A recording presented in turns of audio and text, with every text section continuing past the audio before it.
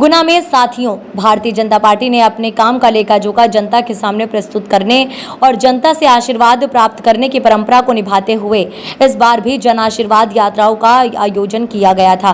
इन यात्राओं की शुरुआत के लिए पार्टी ने भगवान श्री राम की नगरी चित्रकूट को चुना था और पहली जन आशीर्वाद यात्रा की शुरुआत 3 सितंबर को चित्रकूट से ही की थी। इस यात्रा का शुभारंभ पार्टी के राष्ट्रीय अध्यक्ष JP नड्डा जी ने किया था। शेष 4 यात्राएं प्रदेश के अन्य 4 अंचलों नीमच, मंडला, शिवपुर और खंडवा से शुरू हुई। प्रभु श्री राम के आशीर्वाद और जनता के निरंतर साथ ने 10,643 किलोमीटर लंबी इन यात्राओं को सफल और सार्थक बनाया है। इन यात्राओं में सहभागिता से यात्राओं के प्रति उत्साह से प्रदेश की जनता ने ये स्पष्ट संदेश दे दिया है कि इस बार फिर देश प्रदेश में भाजपा की ही पूर्ण बहुमत की सरकार बनने जा रही है। हमारे आदरणीय हम सबके चहेते गुना के लाडले हमारे निर्वाल जाजी भाई साहब का गुना आगमन हुआ है और आज इस महाकुंभ को लेकर आयोजित पत्रकार वार्ता में भाई साहब का हम सभी को मार्गदर्शन प्राप्त होगा। हमारे बीच में जिला के संगठन प्रभारी आदरणीय श्री गोपाल आचार्य जी भाई साहब हमारे बीच में उपस्थित हैं। भाई साहब का स्वागत, वंदन, अभिनंदन है। हमारे बीच में जिले के मुखिया भारतीय जनता पार्टी के जिला अध्यक्ष आदरणीय श्री धर्मेंद्र सिंह सिकरवार जी उपस्थित हैं। मैं उनका भी स्वागत, वंदन, अभिनंदन करता हूं। हमारे बीच में गुना के विधायक आदरणीय श्री गोपीलाल जी भाई साहब भी उपस्थित हैं। मैं उनका भी स्वागत, वंदन, अभिनंदन करता हूं। हमारे बीच में जिले के महामंत्री संतोष धाकड़ जी भी उपस्थित हैं। उनका भी स्वागत, वंदन, अभिनंदन करता हूं।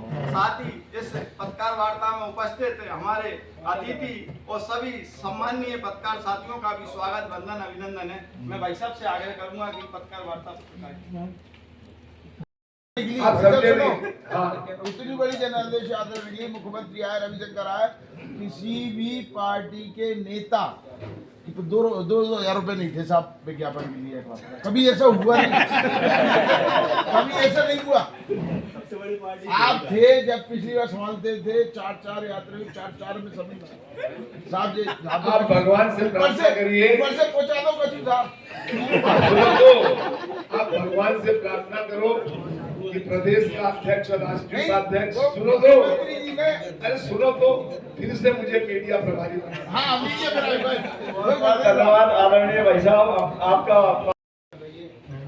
बात कर नहीं रही है, कर चुकी है। वही उमा भारती जी इस यात्रा में कहीं भी नहीं बुलाया भाजपा ने।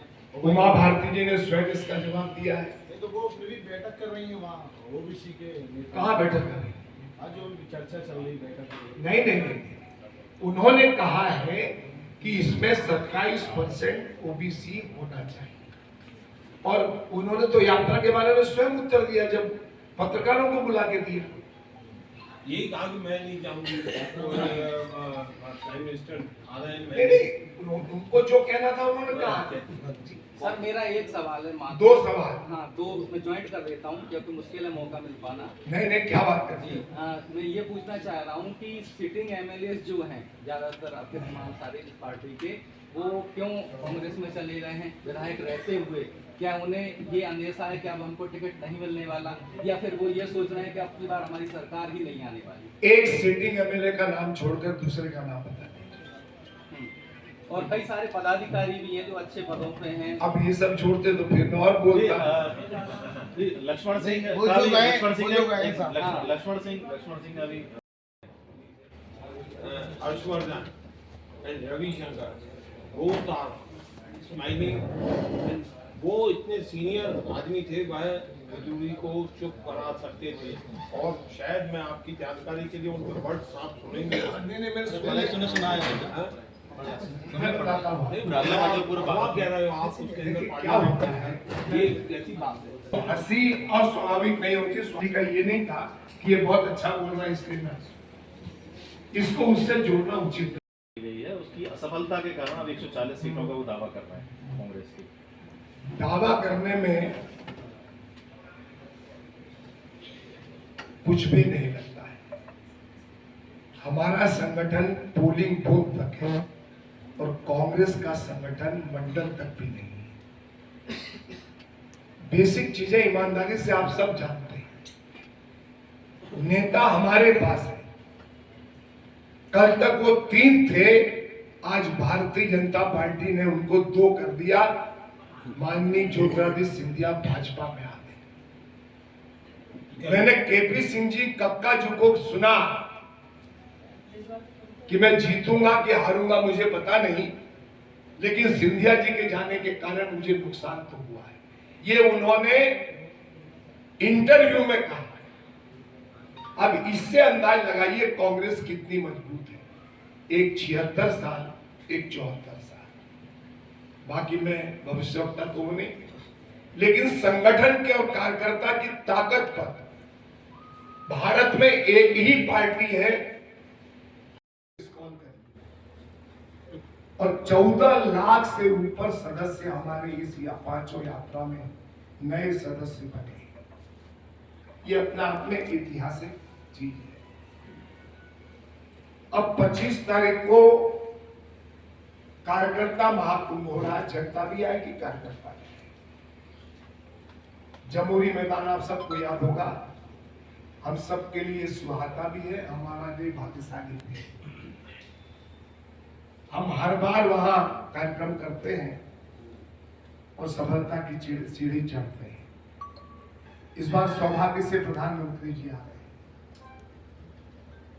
इस निमित्त भी सभी जगह पूरे ग्वालियर चंबल संभाग में आग्रह करने के लिए इस तरह की पत्रकार वार्ता आयोजित की गई है और सभी कार्यकर्ताओं से, सभी समर्थकों से निवेदन किया जा रहा है कि वे भोपाल पहुंचे। इसमें संख्या दी गई है 10 लाख लोगों,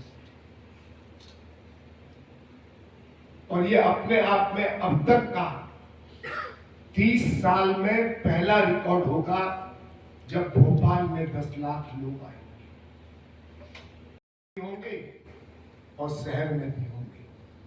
ऐसी व्यवस्था भी की गई है कि जगह जगह क्या लगाते हैं आजकल, LED, वो भी लगाया जाएगा जहां जो मैदान पर नहीं पहुंच पाएंगे। और जीत का शंखनाद और जीतने का मन माननीय प्रधानमंत्री जी देंगे। मुझे इतना ही कहना है, बाकी आपके सवाल और मेरा उत्तर जो भी होगा, जितना मैं समर्थ हूं उतना दूंगा। ऐसे बड़े दिनों में आप आए लौट कर, क्या बात बना? कोरोना के बाद मेरी तबीयत, मेरी हिचकी 1.5 साल तक बनी। आप कल्पना कर लो, हिचकी 1.5 साल बनता हो तो मैंने कार्यकर्ता से लेकर किसी से मिलना, फोन पर बात करना मेरे लिए सुविधाजनक नहीं। तो मैं आप सबको भी बता देता हूँ, इसको छापना नहीं है। मैं डॉक्टर सूद, डॉक्टर मीदेर, बड़े बड़े राज्यपालों ने कहा इनसे लिखा लो, उनसे लिखा लो। आप सबकी जानकारी के लिए कोई मरीज मिले तो उसकी मदद करिएगा। मेरे को एक ने कहा, राजेश भारद्वाज ग्वालियर का, वो नोएडा में रहता है, उसने कहा सिंधिया जी एकमात्र कांग्रेस में ऐसे व्यक्ति थे जिनका बिना किसी अनुमति के उनके घर में प्रवेश था। वो सेंट्रल हॉल छोड़े जाने वाले, अब उस सेंट्रल हॉल में सांसद नहीं बैठे, वहां अचानक सोनिया जी से मिले। राजनीति में पार्टी अलग होना और पारिवारिक संबंध होना, ये दोनों अलग अलग। बीजेपी में है, बीजेपी में ही रहेंगे। नहीं, आपने कहा ना कि आप इस क्षेत्र में ही क्यों रखना चाहते हो, उन्हें बाहर निकाल रहे हैं, तो कम मुझे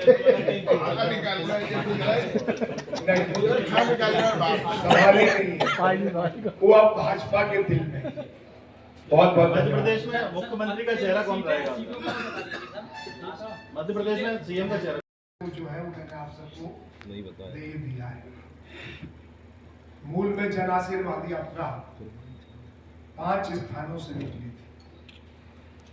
पहली यात्रा चित्रकूट, जहां भगवान ने 12 वर्ष काटे थे वनवास, और कामदगिरी की यात्रा की थी और वनवासियों, आदिवासियों के साथ उन्होंने काम किया और उसका समापन 22 तारीख को हम लोगों ने राजा राम सरकार ओरछा में किया है। और सरकार से आग्रह किया है, क्योंकि राजा राम सरकार के मामले में कहा जाता है कि सरकार रात को सोने चले जाते हैं और दिन को फिर शासन चलाने आते हैं। तो हमने उस आग्रह किया, सौभाग्य से उस इसका उत्तर पिछले पत्रकार वार्ता में लांबा जी भी है। मैंने भाई साहब सारा तो खबर भी चलाई है। नहीं, मैंने एक बात और कही थी, दोस्त का उल्टा चलाया था हमारे दोस्त बैठा है कि हर सीट से नरेंद्र मोदी लड़ेंगे, तो लिख दिया था गुना से नरेंद्र मोदी लड़ेंगे, और पंकज ने वहां से चलाया था कि बड़बोले प्रभात जाने, और आपने देखा कि देश के हर सीट से नरेंद्र मोदी लड़े। मैं फिर कहता हूं, आपने पूछा इसलिए मैं उस समय जो जवाब दिया था, जब कोई विचारधारा से सहोदर हो जाता है उसके बारे में बोलना, अपने भाई के बारे में बोलना, ये उचित नहीं। जी, एक प्रश्न है मेरा। अभी आपके नई संसद भवन का उद्घाटन हुआ है, आप ही एक सांसद हैं, उन्होंने नारियल भी फोड़ दिया, रमेश बिदूड़ी, नारियल फोड़ते हुए उन्होंने बोल दिया है कि जिस प्रकार की भाषा का उन्होंने उपयोग किया बसपा सांसद के खिलाफ में, तो क्या लगता है आपको लोकतंत्र में इस प्रकार की भाषा और बीजेपी का क्या प्रस्तुतिकरण करना चाहिए? किसी ने उस भाषा का समर्थन नहीं किया है, मेरी पार्टी ने भी समर्थन किया। सर नहीं, जैसा- आपने आज का अगर भास्कर देखा हो, जब वह बोल रहे थे बिल्कुल बहुत पुराने 2 बार के सांसद